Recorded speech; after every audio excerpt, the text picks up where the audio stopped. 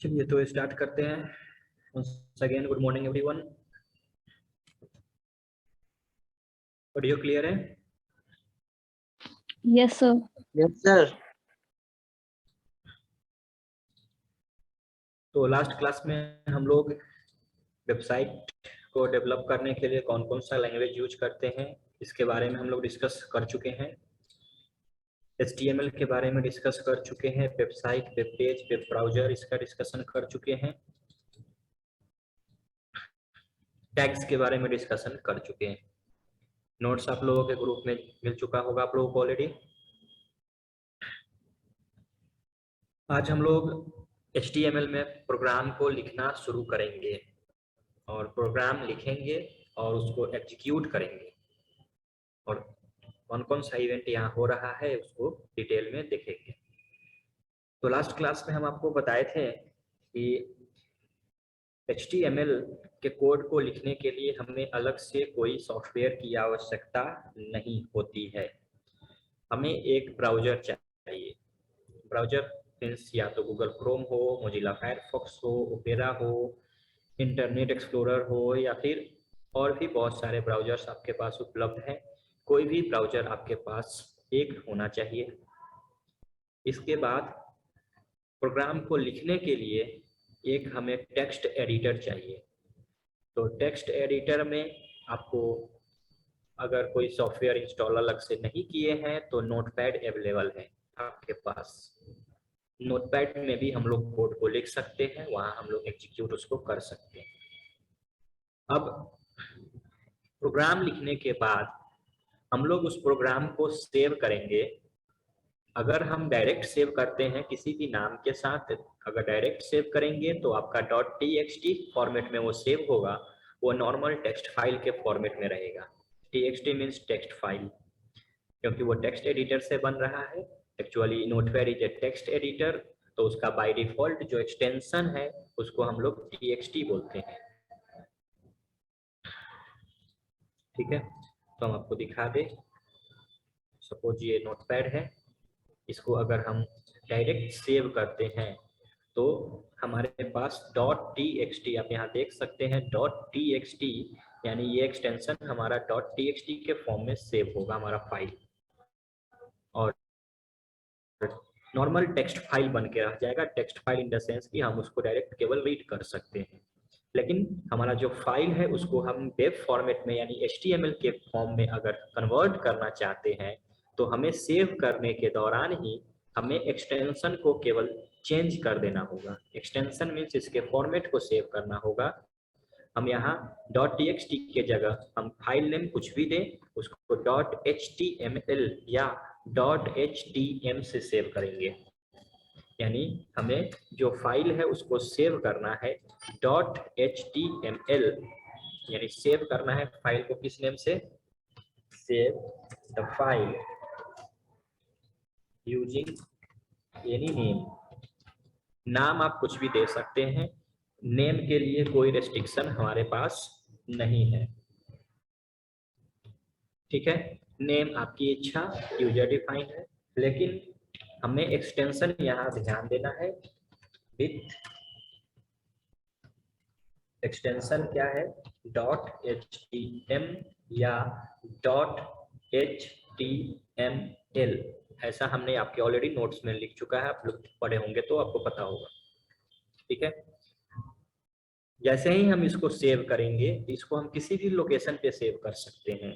Location यहाँ पे हमें कोई फिक्स नहीं किया गया कि नहीं हमें इसे बिन डायरेक्टरी में ही सेव करना है या C ड्राइव में ही सेव करना है। आप अपने कंप्यूटर के किसी भी लोकेशन पे आप सेव कर सकते हैं।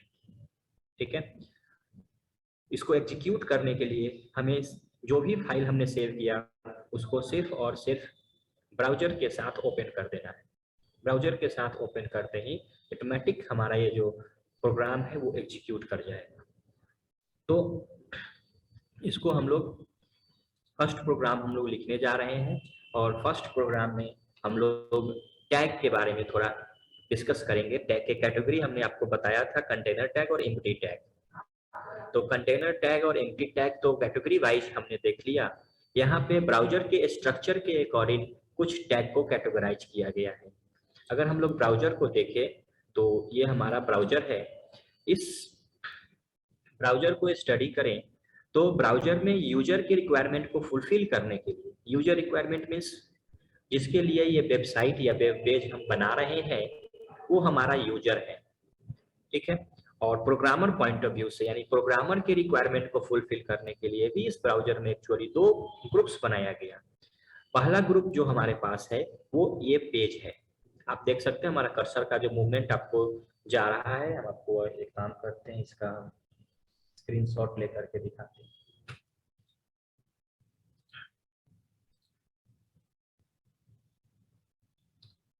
ये ब्राउजर जो हमारा है, इस ब्राउजर में आप देख सकते हैं कि ये एक एरिया है, ये एरिया कंप्लीट एरिया जहाँ पे हम लोग कोई भी कंटेंट को देख रहे हैं, ये यूजर्स का एरिया यहाँ है। यूजर को सिर्फ इसी कंटेंट से मतलब है, लेकिन जो डेवलपर्स होते हैं जो कि इसको डेवलप कर रहे हैं, इस पेज को डेवलप कर रहे हैं, उसको कुछ ये पोर्शंस में लिखे हुए जो इंफॉर्मेशन होता है उसकी भी रिक्वायरमेंट होती है। यहाँ पे क्या क्या इसके रिक्वायरमेंट में है।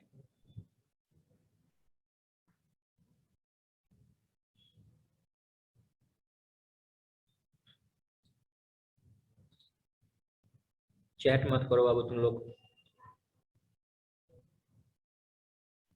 तो यूजर रिक्वायरमेंट और प्रोग्रामर के रिक्वायरमेंट को देखते हुए यहाँ पे ब्राउजर हमारा दो ग्रुप्स में बटा हुआ है।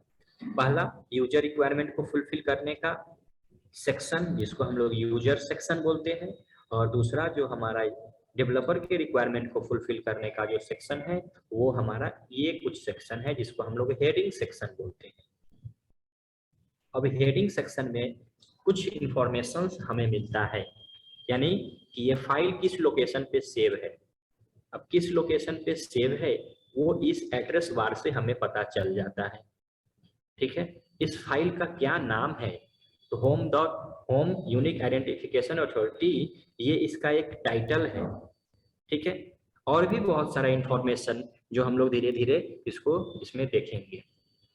तो एक्चुअली हमारा जो HTML का जो टैग है उस टैग को दो भाग में डिवाइड किया गया है। तो एक मेन जो हमारा HTML के अंदर जो टैग मिलता है वो है HTML, इसको हम ओपनिंग HTML बोल रहे हैं, और साथ में इसको आप क्लोज कर दीजिए। ये हमारा सुपर टैग है, यानी कि फर्स्ट बेसिक टैग है HTML का, और ये इंडिकेट करता है कि हमारा प्रोग्राम कहाँ से स्टार्ट हो रहा है और कहाँ पे जाकर के एंड होगा। और इसी HTML टैग के अंदर हम लोग क्या करते हैं, कुछ भी कंटेंट जो है अदर टैग्स या अपने कंटेंट को लिखते हैं, यानी कि super most tag of HTML is HTML tag, यानी HTML प्रोग्राम का जो सबसे मोस्ट फर्स्ट और सुपर मोस्ट टैग है वो है HTML। और HTML की जो टैग है इसके अंदर दो टैग हम लोगों को दिया गया। फर्स्ट हम लोगों को मिलता है हेडिंग से जुड़ा हुआ tag, that is head tag, और हेड टैग में हम लोग हेडिंग से जुड़ा हुआ कुछ भी कंटेंट को लिखेंगे। और दूसरा हम लोगों को मिलता है बॉडी से जुड़ा हुआ टैग, जिसमें हम लोग बॉडी से जुड़े हुए कुछ काम को करेंगे, यानी HTML टैग जो है वो ब्राउजर के स्ट्रक्चर को देखते हुए दो ग्रुप्स में बांट दिया गया। ब्राउजर का स्ट्रक्चर हमें क्या कह रहा है कि यूजर कंटेंट को हमें डिस्प्ले कराना है, तो यूजर कंटेंट के लिए हम लोग ये सेक्शन यूज कर रहे हैं, और इस सेक्शन को ही हम लोग क्या बोलते हैं, इसी सेक्शन को हम लोग बॉडी सेक्शन बोलते हैं। ये जो सेक्शन हमारा है ये कहलाएगा क्या, बॉडी सेक्शन कहलाएगा। और बॉडी सेक्शन में जो कुछ भी हम लोग लिखेंगे वो यूजर के रिक्वायरमेंट को देखते हुए हम लोग लिखते हैं, ठीक है। और टॉप मोस्ट में आपको जो एरिया दिख रहा है ये हेडिंग सेक्शन है, ये प्रोग्रामर के रिक्वायरमेंट के लिए इसको रखा गया है। क्लियर, यहाँ तक कोई प्रॉब्लम? हेलो, आवाज मिल रही है? Sir, yes sir, no sir. कोई प्रॉब्लम हो तो बोल सकते हैं। अगर प्रॉब्लम हम लोग सॉर्ट आउट करते चलेंगे तो दिक्कत आगे नहीं होगी। नहीं सर, कोई प्रॉब्लम नहीं। तो चलिए, हेड टैग जो है, जिसको हम लोग हेडिंग टैग बोल रहे हैं, यहाँ पे ध्यान दीजिएगा। सर हेड टैग, हाँ बोलो बाबू। सर हेडर और हेड टैग, हेड में क्या डिफरेंस है? बता रहे हैं, आ रहे हैं, हेडर पे हम आपके पास अभी आ रहे हैं। हेडर जो आपका है वो बॉडी है, बॉडी टैग के अंदर हम लोग हेडर्स को यूज करते हैं। ठीक है, तो हेडर यानी शीर्षक, कोई भी पेज है उस पेज का कुछ ना कुछ शीर्षक होता है। जैसे आप ऑलरेडी बुक परचेज किए होंगे, मार्केट में आपके पास बहुत सारे बुक्स अवेलेबल हैं। बुक जब परचेज करते हैं तो आप देखते होंगे कि बुक का जो स्टार्टिंग का 5-6 पेज है, वो 5-6 पेज आपके किसी काम का नहीं है। जैसे उसमें रहता है, बुक का नाम रहता है, प्रेफेस रहता है, एक्नॉलेजमेंट रहता है, ऑथर का मैसेज रहता है, पब्लिकेशन का डेट रहता है, बहुत कुछ लिखा हुआ रहता है, इंफॉर्मेशन 3-4 पेज लिखा हुआ है। ठीक है, उसके बाद आपको मिलता है टेबल ऑफ कंटेंट, और उसके बाद आपका स्टार्ट होता है मेन चैप्टर, यानी chapter 1, chapter 2, chapter 3। Suppose chapter 1 जो हम लोग पढ़ रहे हैं, हिस्ट्री ऑफ कंप्यूटर, यानी कि उस एक्चुअल बॉडी जो है उसके ऊपर जो हम हेड यूज करते हैं, हेड, उसका जो शीर्षक डाल रहे हैं उसको हम लोग हेडर बोलते हैं। और जो कंटेंट हमने अभी देखा, 3-4 पेज जो हमारे बीच जो दिखा, जो कि हम हमारे किसी काम का नहीं है, लेकिन जो बुक पब्लिश कर रहा है, जो पब्लिकेशन है, जो पब्लिशर्स हैं और जो ऑथर हैं, उसके लिए उसकी एक रिक्वायरमेंट है। उसी तरह जब कोई वेब पेज बनता है तो उसको आप, website just like a book है, मैंने आपको बताया कि web page is a simple page which contains information, कुछ इंफॉर्मेशन कंटेन करता है। सेम उसी तरह मल्टीपल वेब पेज को जब हम कंबाइंड कर देंगे तो वो हमें क्या दे देगा, एक वेबसाइट दे देगा। तो अगर हम हार्ड कॉपी के फॉर्म में बात करें, अगर मल्टीपल पेज को अगर हम कंबाइंड कर देंगे तो मल्टीपल पेज कंबाइंड होकर के क्या बन जाएगा, एक बुक बन जाएगा। तो वही बुक को हम लोग क्या बोल रहे हैं, वेबसाइट बोल रहे हैं। तो वेबसाइट में कुछ इंफॉर्मेशन होंगी, जो इंफॉर्मेशन उस पेज का सपोर्टिव फाइल होगा। उस पेज में कुछ अगर हम करना चाह रहे हैं, कुछ स्पेशलिटी लाना चाह रहे हैं, तो उसके लिए कुछ इंफॉर्मेशन हम उसमें डालेंगे, उसको लिंक कर सकते हैं, या फिर कोई अदर एक्सटर्नल फाइल अगर हम लिंक करना चाह रहे हैं तो उसको हम लोग हेड सेक्शन में उसको डिफाइन करते हैं। और बॉडी सेक्शन में वो इम्प्लीमेंट किया हुआ हमारा जो फाइल है, या फिर जो हमारा फाइल, उसको इम्प्लीमेंट करने का काम करेंगे। ठीक है, अब देखिए, हेड सेक्शन यानी आप सी लैंग्वेज में हेडर फाइल इंक्लूड किए होंगे आप लोग, stdio.h है या फिर conio.h है, ये हेडर फाइल्स जो आप पढ़े, वो हेडर फाइल्स क्या है, उस प्रोग्रामिंग लैंग्वेज में आप जो मेन फंक्शन के अंदर, मेन जो आपका फंक्शन है उसके अंदर अगर कोई भी लाइब्रेरी फंक्शन यूज करते हैं, चाहे वो printf हो, scanf हो, getS हो, puts हो, उसका डेफिनेशन उस हेडर फाइल के अंदर है। ठीक है, अगर सॉफ्टवेयर डेवलप होकर के आता है, प्रोग्राम डेवलप होकर के आता है, तो यूजर को सिर्फ और सिर्फ इनपुट और आउटपुट से मतलब होता है, लेकिन प्रोसेस कैसे होगा इसके लिए भी हमें प्रोग्रामर को डिफाइन करना पड़ता है। तो प्रोग्रामर अपने अकॉर्डिंग उसको डिफाइन करेंगे। ठीक है, तो प्रोग्रामर जो भी पॉइंट्स हम लोग जो वेबसाइट डेवलप करेंगे, इसमें जो भी कंटेंट हमारे रिक्वायरमेंट के लिए है, यूजर को शो करने की आवश्यकता नहीं है, उसको हम लोग हेडिंग सेक्शन में ले जा करके अप्लाई कर देंगे, और बॉडी सेक्शन में सिर्फ और सिर्फ वो कंटेंट दिखाएंगे जो यूजर को चाहिए। क्लियर? सर हाँ बोलो। बोल रहा हूँ कि अगर हेडर मैं नीचे लिखूंगा बॉडी के नीचे तो वर्क करेगा कि देखिए, नहीं सर? एक्चुअली एग्जीक्यूट तो करेगा, प्रोग्राम एग्जीक्यूट करेगा, बट सर्वर पे अपलोड होते समय आपको प्रॉब्लम आएगी। जैसे मतलब किस आप टाइप का इफेक्ट होगा? सी लैंग्वेज में आप लोग फंक्शन बनाए होंगे, ठीक है, यस सर। तो आपको फंक्शन जो पढ़ाया गया होगा तो आप चाहे तो ग्लोबल फंक्शन डायरेक्ट डिक्लेयर कर सकते हैं। ठीक है, लेकिन उसको यस सर। आपको एक प्रोटोटाइप के तौर पे जरूर शो करना पड़ता है। मेन फंक्शन के ऊपर अगर आप फंक्शन बना रखे हैं तो आप उसको एग्जीक्यूट करेंगे तो वो सही सलामत एग्जीक्यूट करेगा, लेकिन मेन फंक्शन के बाद यानी कि हमारा जो प्रोग्राम का एग्जीक्यूशन है वो टॉप टू बॉटम होता है, आपको पता ही है। टॉप टू बॉटम यस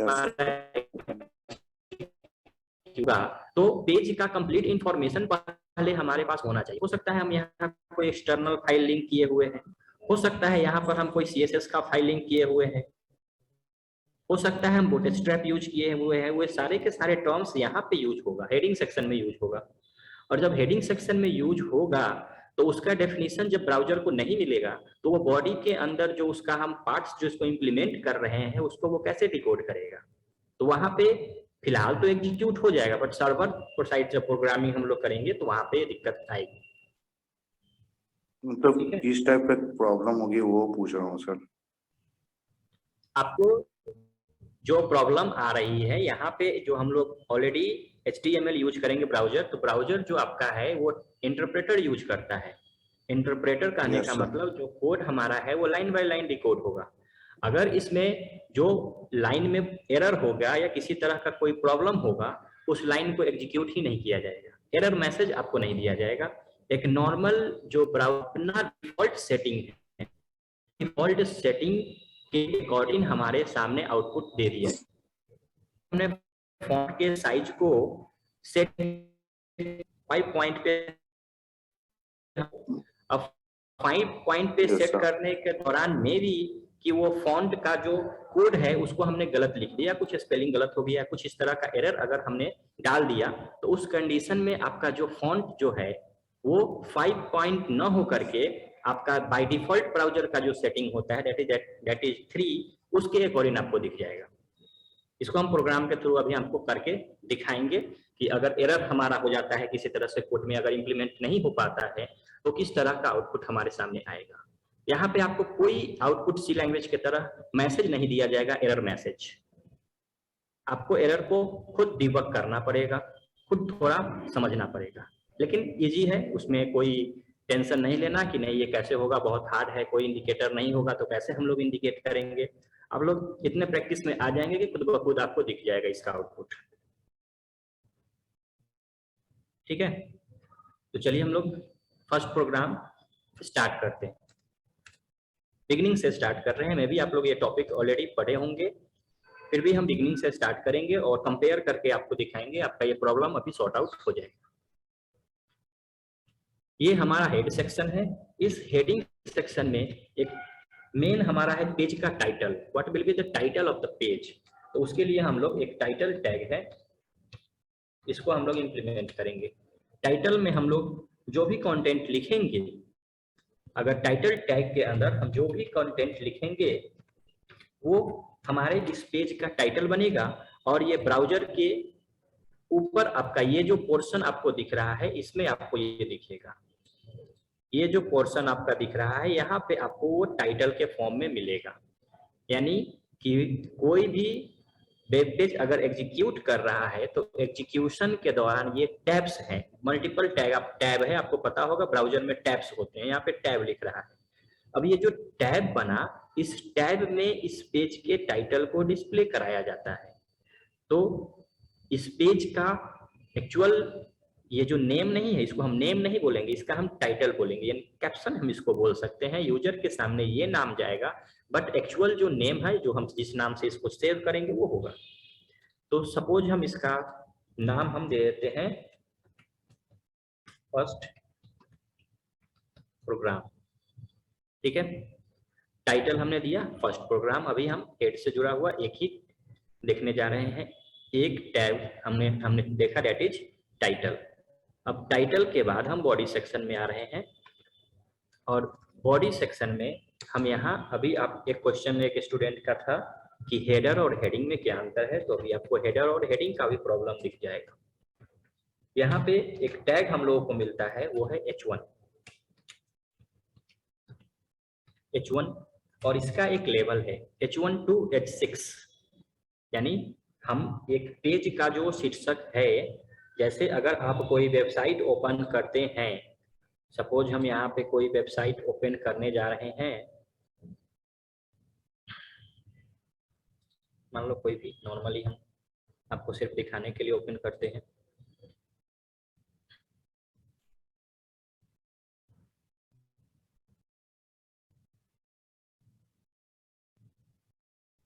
ये जो एरिया आपको दिख रहा है that is team viewer, it is the header.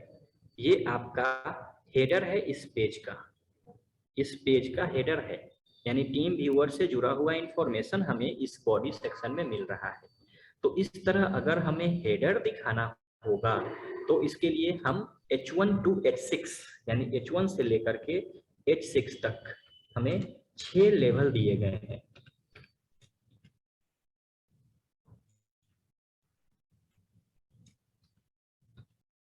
यानी H1, H2, H3, H4, H5 and H6 इस तरह से 6 लेवल दिया गया है। H1 में लिखा हुआ हमारा जो भी कंटेंट होगा वो सबसे बड़ा साइज का होगा, सबसे ज्यादा बोल्ड होगा और उसका जो थिकनेस है वो सबसे हाई होगा। H2 में जो हम कंटेंट लिखेंगे वो हमारा H1 के मुकाबले थोड़ा छोटा होगा, थोड़ा थिनर होगा और थोड़ा सा कम बोल्ड होगा। ठीक है, उसी तरह H3 जो हमारा है वो थोड़ा और डिक्रीज करेगा, H4 और डिक्रीज करेगा, H5 और H6 लास्ट हमारा सबसे छोटा होगा। तो हम इसको पेस्ट कर सर ये देते हैं। साइज मेंशन करना पड़ेगा ना, या फिर अपने आप ही होगा ये? हम कर दे रहे हैं बाबू, एक मिनट। हम यहाँ H1 की जगह हम यहाँ H2 दे रहे हैं। ये वेलकम जो हमारा है ये H2 के फॉर्म में ही आएगा। नेक्स्ट जो है वो H3, इसका जो साइज हमने H3 सेट किया है हेडर का। उसके बाद ये H4 है, ये H5 है और H6 हो गया।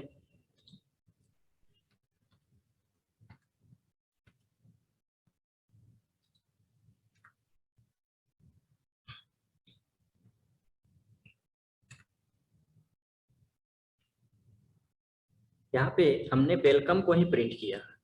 ठीक है, वेलकम जो है H1 के साइज में H2, H3, H4, H5 and H6 यानी 6 डिफरेंट लेवल पे ये प्रिंट होगा।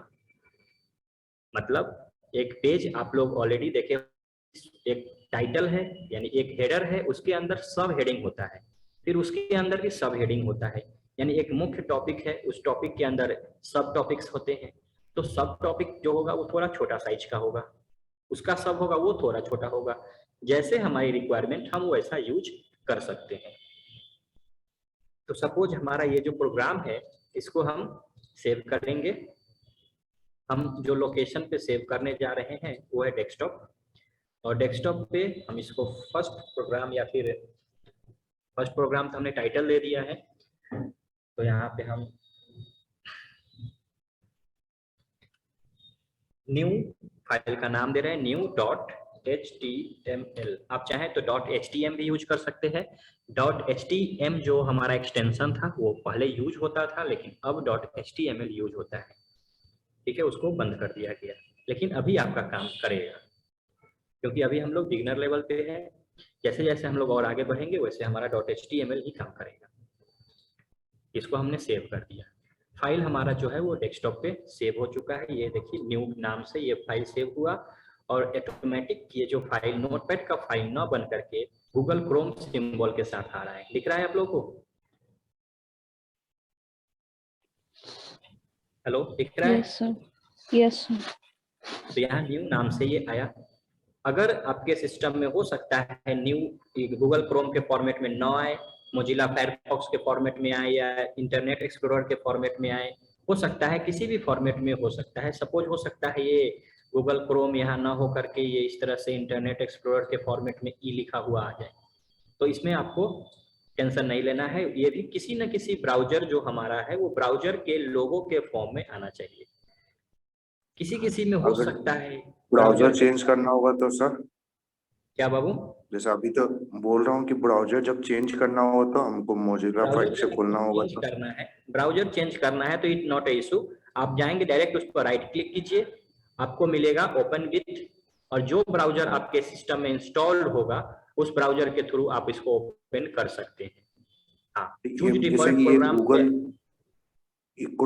क्रोम को ही क्यों रहता है सर डिफॉल्ट पर? आपके सिस्टम में बाय डिफॉल्ट आपका गूगल क्रोम सेटिंग किया ऑलरेडी सेट है, इसलिए आपके साथ ये इस तरह का जो बाय डिफॉल्ट ब्राउजर आपका गूगल क्रोम है, इसलिए ऐसा हो रहा है। अगर आप बाय डिफॉल्ट ब्राउजर के सेटिंग को चेंज कर देंगे, इंटरनेट एंड सर्विसेज का ऑप्शन आपको कंट्रोल पैनल में मिलता है, वहां जाकर के आप डिफॉल्ट जो ब्राउजर सेटिंग है उसको चेंज कर देंगे, तो जो ब्राउजर सेट करेंगे उसके फॉर्मेट में आएगा। नहीं, सबसे शॉर्टकट तरीका है, सबसे शॉर्टकट तरीका है जो, हाँ बोलो बाबू। नहीं सर, ठीक है, समझ गया। सबसे शॉर्टकट तरीका है आप उस ब्राउजर को ओपन करें, अगर वो बाय डिफॉल्ट होगा तो ऑटोमेटिक काम करेगा। जैसे अभी हमने इसके सेटिंग को थोड़ा अगर चेंज कर दें, जैसे हम यहाँ अगर मोजिला को हम ओपन करते हैं तो मोजिला फायरफॉक्स जैसे ही ओपन होगा ये ऑटोमेटिक आपसे पूछेगा, हमसे मैसेज देगा कि क्या हम डिफॉल्ट सेट करना चाहते हैं, तो हाँ आप ओके कर दीजिए, ऑटोमेटिक आपका वो बाय डिफॉल्ट सेटिंग हो जाएगा। फिर जब आप मोजिला सेटअप हो चुका है तो क्रोम आपसे पूछेगा, यानी जो कंपनी है वो कंपनी खुद को अपने ऊपर रखना चाहता है, वो आपके सिस्टम का डिफॉल्ट सेटअप बनना चाहता है, तो आप जिसको देखिए यहाँ पे आपको ऑप्शन ऑटोमेटिक खुल करके आ जाएगा। तो जैसे ही आप उसको ओपन करेंगे ऑटोमेटिक खुल करके आपके सामने आ जाएगा। ठीक है, नहीं अगर आप चेंज करना चाहें तो कंट्रोल पैनल ओपन करेंगे, कंट्रोल पैनल में आपको ये ऑप्शन मिल जाएगा। ठीक है, इंटरनेट एंड सर्विसेज में जाएंगे, वहां आपको मिल जाएगा ये ऑप्शन। तो इसको हम लोग बाद में देखेंगे, टाइम कम है, पहले प्रोग्राम हम लोग रन करके देख ले। अब इसको आप इसके सेटिंग को चेंज करना है तो आप यहाँ से चेंज प्रॉपर्टीज में जाएंगे, राइट क्लिक कीजिए, प्रॉपर्टीज में चले जाइए और इसका सेटिंग पे आपको चेंज का ऑप्शन मिल जाएगा। आप यहाँ आपको गूगल क्रोम चाहे या फायरफॉक्स चाहे, जो ब्राउजर आपके सिस्टम में स्मूथली काम कर रहा हो आप उसी से उसको एग्जीक्यूट कराएं, नहीं तो बेवजह आपका टाइम लॉस होगा। तो मेरे में अभी क्रोम काम करता है, मोजिला थोड़ा स्लो काम कर रहा था, आपने देखा ओपन होने में समय लगा। हम इसको क्रोम पर सेट कर चुके हैं, इसको अप्लाई करके ओके कर दिए। नहीं होगा तो आप इस पर राइट क्लिक करेंगे, डायरेक्ट ओपन विथ जो ब्राउजर के साथ आप चाहे ओपन कीजिए। जैसे ही हम इसको ओपन करेंगे ब्राउजर ओपन होगा और हमारा ये जो प्रोग्राम है वो रन करेगा।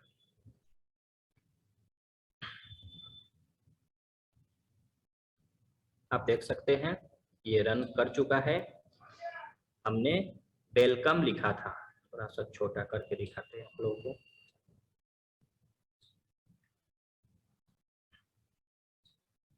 हमने आपको बताया कि 6 लेवल है, H1 के फॉर्म में, H1 में हमने लिखा था वेलकम,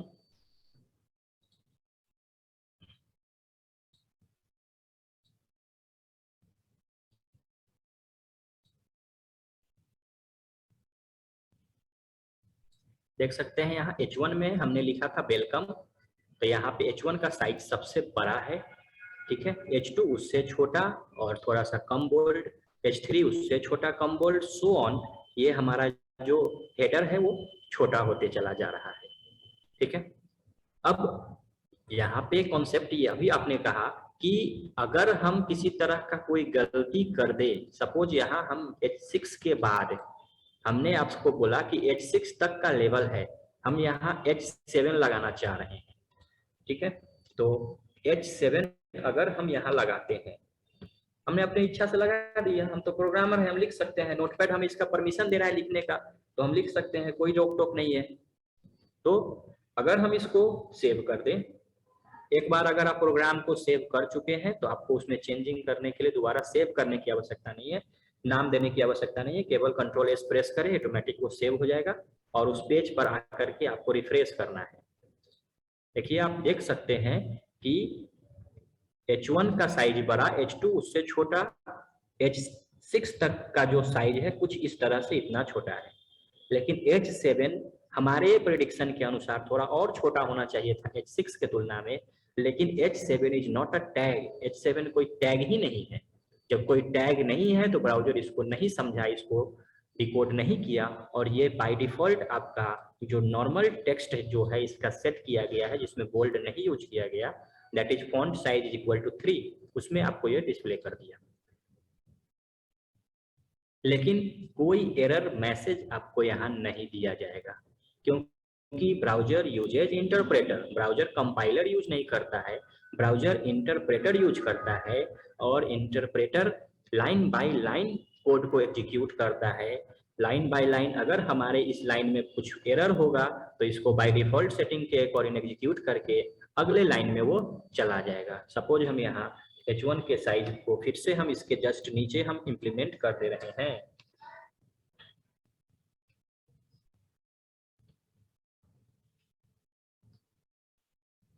अगर हम यहाँ H1 को फिर से हम यहाँ पे अगर लिखते हैं तो हमारे इसको ऑलरेडी जो बाय डिफॉल्ट सेटिंग था उसके अकॉर्डिंग डिस्प्ले कर दिया, इसको रेस्ट्रिक्ट नहीं किया। ऐसा नहीं कि इसको रोक देगा कि नहीं भाई इसको एग्जीक्यूट नहीं करना है, just like your compiler in C language और जावा लैंग्वेज, ये अगले लाइन को एग्जीक्यूट कर देगा। सेम H7 को इसने नॉर्मल डिस्प्ले करके रोक दिया। अंतर समझ में आया आपको? यहाँ पे एरर आपको डिस्प्ले नहीं कराया जाएगा। हाँ, अब आता है कि एरर डिस्प्ले नहीं कराया जाएगा तो क्या हमारा वेब पेज है वो इफेक्टिवली वर्क करेगा?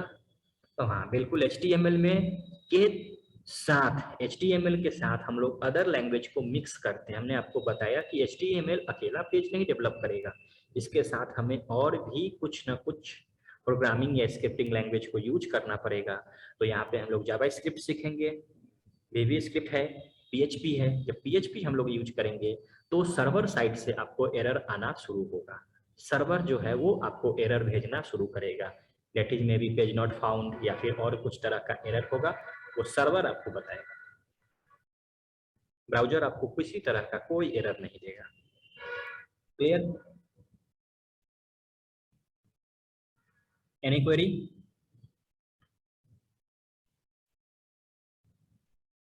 हेलो सर, हेलो, नो हाँ सर, बोलो। हेलो हाँ बोलो।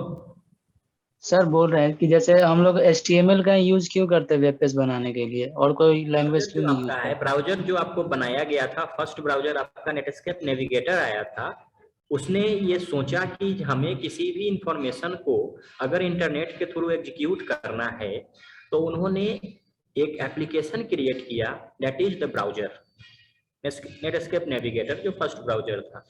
और उन्होंने जब इसे बनाया तो बनाने के दौरान ही उन्होंने फर्स्ट जो आपका लैंग्वेज इसको इंट्रोड्यूस किया, दैट इज HTML। यानी ब्राउजर जो क्लाइंट साइड जो है वो HTML को ही समझता है। भले ही हम HTML के साथ अदर किसी भी स्क्रिप्टिंग लैंग्वेज को मिक्स कर सकते हैं, लेकिन उसके रूट में HTML ही रहेगा। आप कोई भी वेबसाइट को ओपन करके देख लेंगे, आपके उसके सोर्स कोड में आपको ऑलरेडी मिलेगा HTML। हम इसके सोर्स कोड को आप ओपन करके देख सकते हैं, वेबसाइट जो है आप देख सकते हैं, यहाँ भी HTML आपको देखने को मिल रहा है। इतना ही नहीं, आप यहाँ UID के साइट जो है, आधार कार्ड का साइट है, इसको तो नहीं खोलेंगे, इसके सोर्स कोड को ये जेल भेज देगा। कोई और भी जितना भी कोई वेबसाइट है, चाहे गूगल हो या फेसबुक हो, आप सबका सोर्स कोड ओपन करेंगे, उस पेज पर जाइए, राइट क्लिक कीजिए, व्यू पेज सोर्स, आपको एक ऑप्शन मिलेगा, या Ctrl+U प्रेस करोगे तो सोर्स कोड खुल जाएगा। ठीक है, उस पर जाकर के आप क्लिक करके देखना, आपको ऑप्शन वही मिलेगा, क्या? HTML। हर हालत में आपको वेब के लिए HTML होना जरूरी है।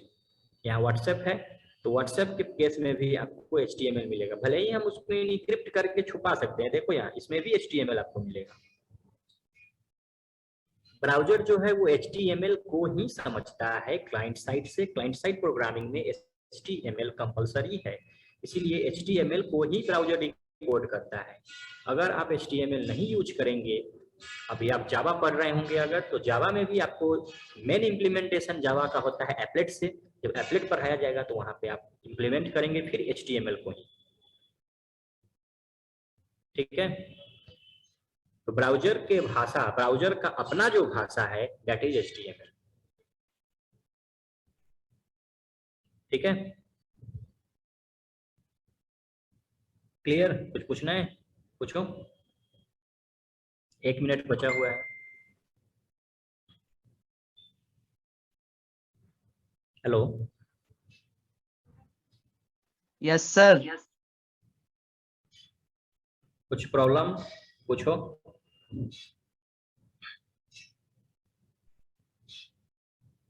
क्लियर है यहाँ तक? Yes sir. आप इसका स्क्रीनशॉट ले लीजिए और इसको अपने लैपटॉप में एग्जीक्यूट करके देखेंगे। तो ले लिए yes sir. Yes sir. Notes जो हम आपका फाइनल बनाएंगे उसमें आपको ये सोर्स कोड ऑलरेडी हम ऐड करके देंगे, लेकिन फिलहाल अभी आज के लिए आप इसका स्क्रीनशॉट ले लीजिए।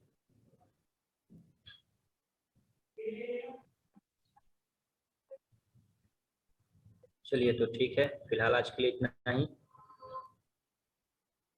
Thank you sir. Next class जो होगा उसमें हम लोग इसके और भी इफेक्टिव जितने भी टैग्स हैं उसको स्टडी करेंगे। Thank you sir. Thank you.